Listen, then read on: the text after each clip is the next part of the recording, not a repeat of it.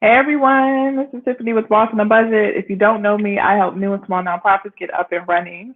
If you need help with your nonprofit or you know someone who's trying to start a nonprofit, go ahead and share this channel with them and subscribe to this channel because I drop videos every week, every Tuesday right now. So check me out. So what I do is every week I go live and I share 3 grant opportunities from my grants mailing list. In order to sign up for the mailing list, you just go ahead and hit the Rebrandly/grants worksheet link, and that will take you to a free worksheet that I have to help you find free grant opportunities. And then you'll be added to my list, and I send grant opportunities every Friday. So, what I'm doing today is going through the grant opportunities that I shared last Friday. And sorry, I'm just making sure that everyone on Facebook can see me. Also, if you need support with writing a grant and you're on Facebook, go ahead and check out my Facebook group, which is a support group for grant writers. So if you need help, hey Lynn, thank you for joining me.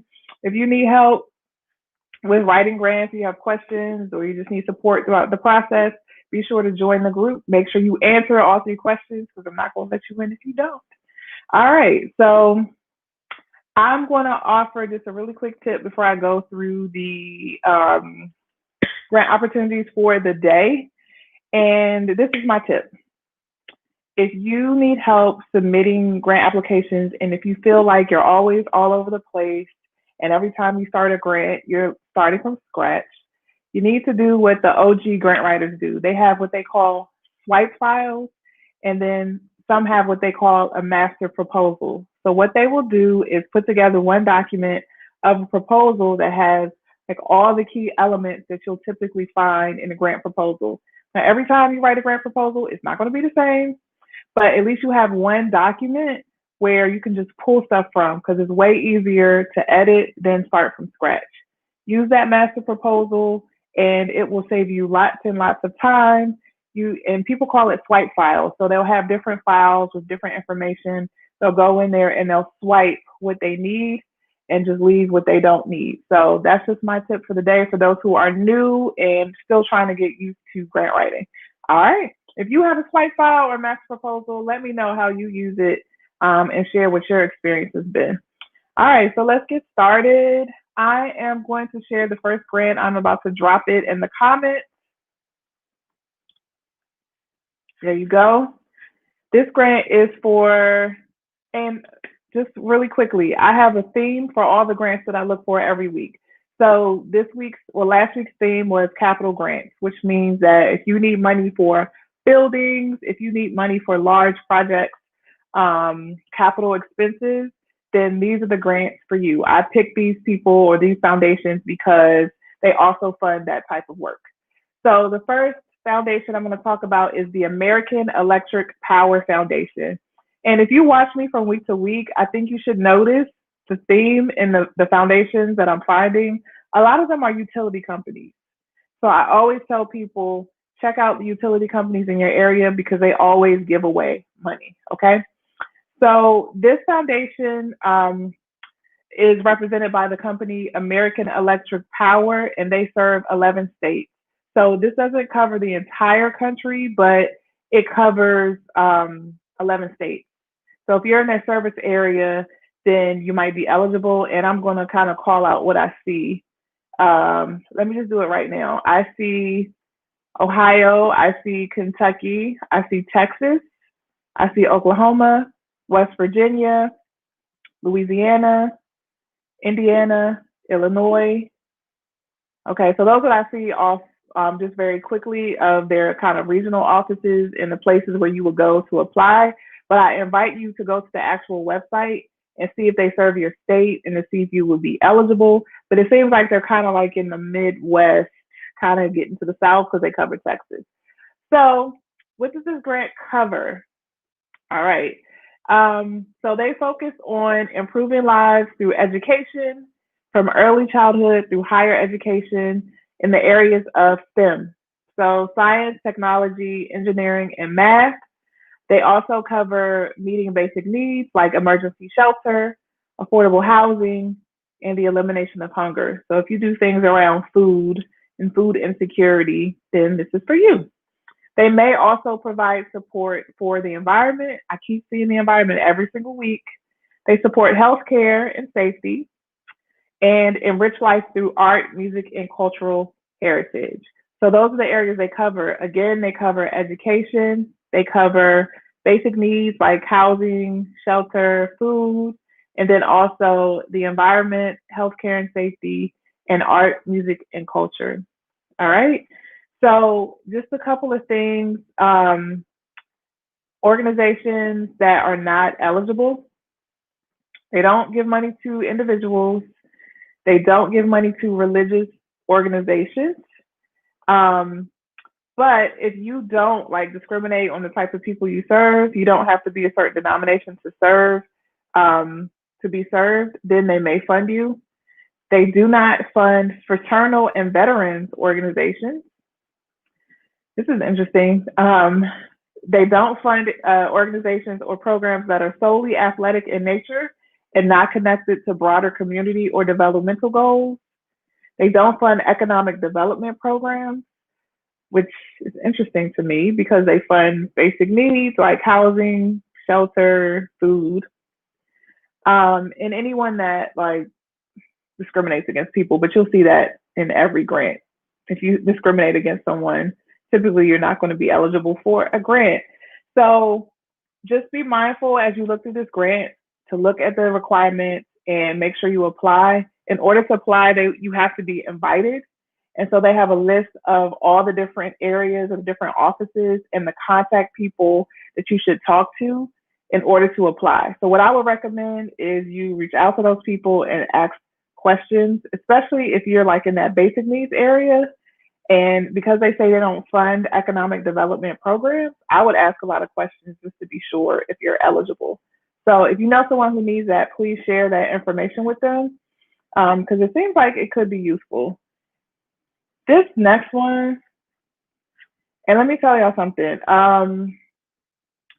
It's kind of difficult to find capital grants, and you're not going to see capital grants that cover usually the entire United States. So when I look for grants, I try to look for grants that cover, if not the whole U.S., at least a good number of states, so it can apply to a lot of people. Because I know a lot of different people across the country are on my list, but it's hard to find a capital grant from a funder that funds all across the country. But this one is interesting. This is from the AKC Humane Fund. And so they have two different grants. The first grant is to support shelters for women who also accept their pets. Okay. So whatever shelters that house women that also welcome pets and make it easy for them to stay connected with their pets, which is a really interesting grant. The other grant is the AKC Humane Fund. And so they assist groups that protect pets, including those involved in pet welfare, rescue and health, such as the AKC Canine Health Foundation and AKC Rescue Network. They provide financial assistance to canine rescue groups that are taking on significant rescue-related expenses. They're used to help cover the cost of veterinary care, spaying and neutering, and vital supplies. So I picked this grant because they also accept capital expenses. And so if you need to build something or if you need to make a capital purchase, then this grant is for you. It seems pretty straightforward. It's an online application. What they just want you to do is fill out this application and submit your financial information, which is your most recent financial statement. They do not require your financial statements to be audited, but they do prefer that. They want your total current budget for the last completed fiscal year and the current fiscal year. And they want to know the principal sources of ongoing annual support for the organization. So they want to see your numbers and they want to see what other kind of support that you have, because funders don't like to be the ones to keep your lights on. So they want to make sure that you're not just using their money just to stay open, because if their money runs out, what happens to the program? So that's why they ask those kinds of questions, because they want to make sure that you have more support. And so you can show that in your budget, when you show your overall organizational budget, when you have the expenses and then you have the revenue, you can show what the revenue is. And you can show that you have people giving donations, or maybe you charge for services, or there are other kind of fundraisers that you do. That's what they're looking for. They're looking for other sources of income when you reach out to them. So let me know if you have any questions about that before I go to the last grant. I see a comment. Thanks for going live on YouTube instead of Instagram, because I'm not on social media. You're welcome. I've been going live on Instagram just to test it out, just to see. But I want to see what platform works for me, so I do both. All right. So this is going to be quick because this has been a very long day for me. So this is the last grant. This is the Bangor Savings Bank. So again, banks and utility companies are places where I would go to look for grants. If I was starting out fresh, if I was looking for grants in my community, I would get a list of every single bank and credit union in my area and every single utility company or construction company in my area, and I would see if they had a fund. That's what I would do. So this bank in particular, they have a foundation for grants ranging from $2,000 to $25,000. Okay. And so they have a couple of bullets for their criteria. Here it goes. You have to include a strategy for leveraging other resources and support. So again, there it goes. They don't want to be your only source of support. They want to see that you have a program and you're using other income to support that program. They also want to see that you produce cost-effective results, which can be measured and evaluated. So this one, probably you're going to need to add a little bit more oomph into your data and your outcomes section when you write your proposal, to show that you've had some kind of impact and to show that there's some kind of cost savings. And I would try to relate it to cost to your programs, but also cost kind of on a societal level. So like, for example, if you keep more kids off the street and in the mentoring program, then they don't get in trouble and you don't have to waste public funding on juvenile justice or detention costs, because they're very costly. So by keeping kids, by having good outcomes, by keeping them in school or making sure they graduate from high school, you are essentially saving money for your county or for your state. So that's one way that you can kind of make that connection. The other thing they're looking for is they want you to provide incentives for the private and public sectors to work together in community problem solving. That's interesting. So they want you probably to partner or have some kind of working relationship with your public agency if you are a nonprofit. So I would suggest that you get a letter of support from your public agency person, whoever makes sense to kind of be your counterpart in the public agency. And if you have like an established partnership, I would recommend that you write out an MOU, which is a memorandum of agreement or memorandum of understanding, so that the funder can see that you're working together and it's actually legit. Okay. They also want to encourage coordination with other efforts and not duplicate programs in the community. So this grant in particular, I think they're really interested in saving money and being cost efficient, because they said already they want you to be cost effective. They said that they want you to coordinate with other programs to prevent duplication. So if I were you, in my proposal, I would hit on that. I would hit on the fact that you're cost effective. I would hit on the fact that you're the only program doing this work. I would hit on the fact that you did an assessment and you've partnered with other organizations because you saw that there was a need and there's a gap. So I would really, focus on that and highlight that in my grant proposal. They want you to advance innovative and long-term strategies that will address recognized needs. There's that word, is innovative. So again, that suggests to me things that are efficient, things that are cost-effective, things that are proven, things that work. That's what it sounds like to me when I read that. And they want you to demonstrate an ability to obtain future funding if it will be needed. So again, They probably don't want to fund you forever and ever and ever, but they're willing to give you money to start. And then once you get going, they want to see, are you reaching out to other funders? Have you thought about ways to leverage like public funding or other funding sources to support? Okay. So just really quickly, they have two areas or two levels of support. The first level is grants 2,000 to 5,000, and then the next level is grants 5,000 to 25,000. So the first level, they include support for program development or new and expanded facilities and equipment. So you see how I said I was looking for capital grants, and so that's why I kind of flagged this one. Even though 2,000 to 5,000 is kind of not a lot of money, but hey, every little bit helps. And they only provide grants to their market area served by Bangor Savings Grant. So I just would recommend that you check them out, go to their website, see if they're in your area. I think this bank is kind of in the northeast section, like by Massachusetts and all of that. So I would check it out to see if you apply, if you are eligible. And then for the second level, that's 5,000 to 25,000.